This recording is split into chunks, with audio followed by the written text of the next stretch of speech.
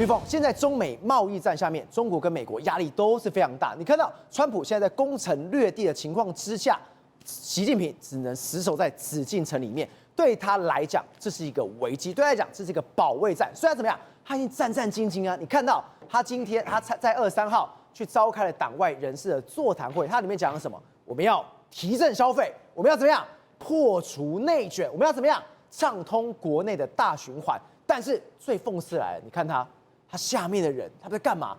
这些官员们翘脚，过得多爽啊！好，我们来看一下哦。很多人在讲说，习近平他到底他的权力稳不稳固？我告诉大家一件事情：如果你看到这些村干部，你在习主席的一个思想的说明当中，你知道吗？虽然他不是面对习近平，因为你们根本没有这个资格嘛。问题是，如果在宣扬习精神的时候，你竟然是这个态度，我告诉你，这不是一场哦，很多场在网络上面已经发酵了。天哪，村干部竟然就把脚翘了上来，然后呢，另外一场也是。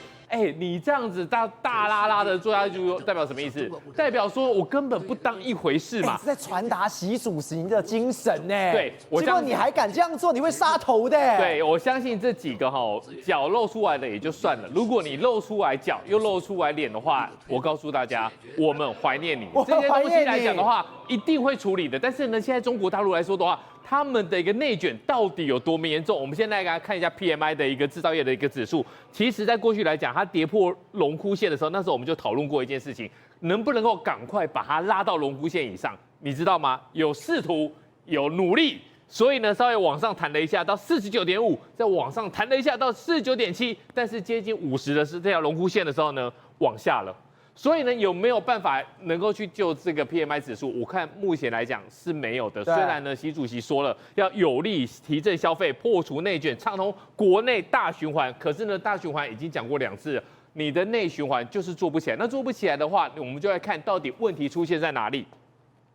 过去以来 ，GDP 是怎么创造出来的 ？GDP 就是房地产，房地产你盖跟拆都是一套工，然后呢，这一套工可以做成什么？GDP 乘以2，所以你现在过来看哦，从东方夏威夷来看的话，你知道这在哪里？这在威海。威海当初被弄成是什么？东方的夏威夷，然后其中这个鲁山海景房，哇，过去来讲的话是非常非常重要的。可是你知道吗？现在没有钱了，没有钱的情况之下的话，这过去这个很美耶，我们看到那个画面，当时你可以用那种山海景房画，一线的海景。那个画面很好看的，对，你知道吗？那个时候的总价呢，大概是多少钱？大概是15坪33万的一个台币，哇，你知道吗？这是非常非常便宜的。可是呢，你现在来看一件事情，我告诉大家一件事情。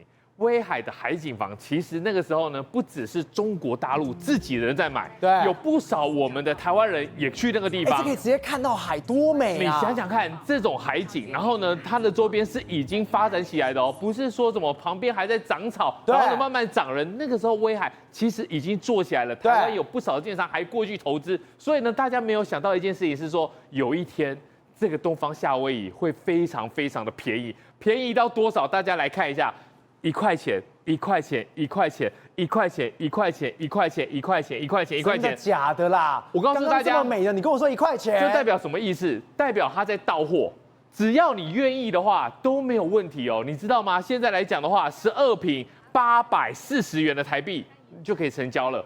你可以想象吗？这是什么概念？这已经不是供需的概念了，这个就是说，现在大家都急着要下车。当每个人都急着要下车的时候呢，会发生什么？踩踏。我们来看一下什么叫做特别的状况。特别状况是广西这里呢有一些桂林的一些案子，而这些案子来说的话，你有没有觉得这上面怪怪的？烂尾楼了。这上面还有没有去除的鹰架？为什么会这样子？因为表示说发展商盖到一半之后呢，跑路了。资金断裂跑路的情况之下的话，这上面是盖不起来的哦。那盖不起来的话，你看这么大的一个楼盘，你少说这个是几千户型的，总销金额在过去来讲的话，至少10几亿的一个人民币吧。好，现在烂尾之后呢，没有关系，烂尾之后呢，还是得要消化这些不良资产。所以呢，你现在拿出来拍卖2.5亿，你知道吗？最后一路算下来2.5亿，2.5亿，你知道最后成交是多少钱吗成交是20万台，20万人民币，20万人民币，2.5亿，然后结果最后成交20多万的人民币，折合台币帮你算好了，从2.5亿到85万，哦，这个就是神奇的地方了。那你知道为什么要这样子吗？大家就是在赌嘛。如果你拿85万来拼这个2.5亿，如果这1-2年来有机会翻转的话，我再把这个案子盘出去，我不用卖到2.5亿，我卖个1亿总可以吧？好。但是呢，我觉得这个人虽然很胆子很大，可是呢，他不一定赌得赢，因为你在这种情况之下的话，我们来看一下，这个是哪里？李嘉诚的案子，李嘉诚的案子至少没有烂尾的问题。然后呢，这个在惠州，你看这个哦，有景观，然后呢有公社，然后呢漂漂亮亮的，然后从窗外看过去，虽然是稍微远了一点，可是你稍微看一下哦，15坪只要167万，对。这个价钱是非常非常的便宜耶。这些东西来讲的话，在惠州在这个地方长江实业的算是名牌的一个房子哦。可是呢，你光首付就会非常辛苦哦。可是这个价钱167万，大概就是什么香港的一套首付的一个价钱。所以呢，你知道现在在什么意思吗？大家都在跑。不管你是烂尾的房子，不管你是在威海的房子，不管你是在惠州的房子，不管是不是李嘉诚的房子，房地产已经走到北风北了，大家都在甩锅。你现在不跑吼，虽然你现在跑赔很多，但是你现在不跑，恐怕会赔更多。瑞德，我们刚刚有看到一个画面，今天要传达习主席的这个信念的时候，结果你在那边翘脚，翘到最后怎么样？出大事了吧？我们之前才讲北京的洪灾很严重了，超级严重。那时候我们还要讲一件事情，当我拍影片之后，官方说什么？这是 AI 的，官方说什么？你要把它下架。结果现在越闹越大，越闹越大。今天这个震撼的画面出来。我从来没有办法想到，中国的官员竟然召开这种集体记者会，集体的道歉，其中一个竟然还是书记。那么事实上呢，我们一直觉得很纳闷，过去中国官方那么对于一些天灾所造成的重大伤亡事件啊，一开始全部都盖，想办法一盖再盖。我们最常拿来举例的就是郑州的大水嘛。那这次你看哦。北京的副市长，他们不仅起立，对，不仅开记者会，还公开道歉，他们鞠躬了，对，他还公开道歉。那么我一直不了解为什么，因为呢，那事实上呢，把河北的很多保定啦、密云很多区域的这个等于说水库呢，把它泄洪啊，那么这些目的都是人家以前常讲啊，河北人最可怜，河北成为北京的泄洪区。那问题就在这个地方，你造成那么多人死亡伤亡，过去你都不在乎，这一次你为什么要出来承认，而且还继续还要用这个所谓默哀的方式嘛？我后来才发现一个天大的事情啊！为什么呢？因为呢，这跟一个养老中心的重大淹死啊，集体31位年长者啊被淹死的重大命案有关系啊！你说这个养老院的案子，对，现在中国整个都气炸了。为什么北京当局，包括这个中共，他们愿意出来承认，这次北京的洪灾总共造成了44个人死亡，还有9个人失踪。过去不管你死多少、失踪多少，不是都盖的吗？不是什么疏散3000多个人，然后呢已经到了安全的区域，然后呢没有任何的伤亡。过去都是用这种方式盖新闻嘛。那这次为什么这样呢？因为它盖不下去，盖不了了。我们现在看到这一些画面，都是从养老院幸运的哦，这是幸运的哦，对，能够救出来的人，很多人哦是在窗户旁边哦，根本不知道怎么办。因为旁边的水流太湍急了。因为你要知道，它里面总共有88个人，但是呢，那么只有8个员工啊。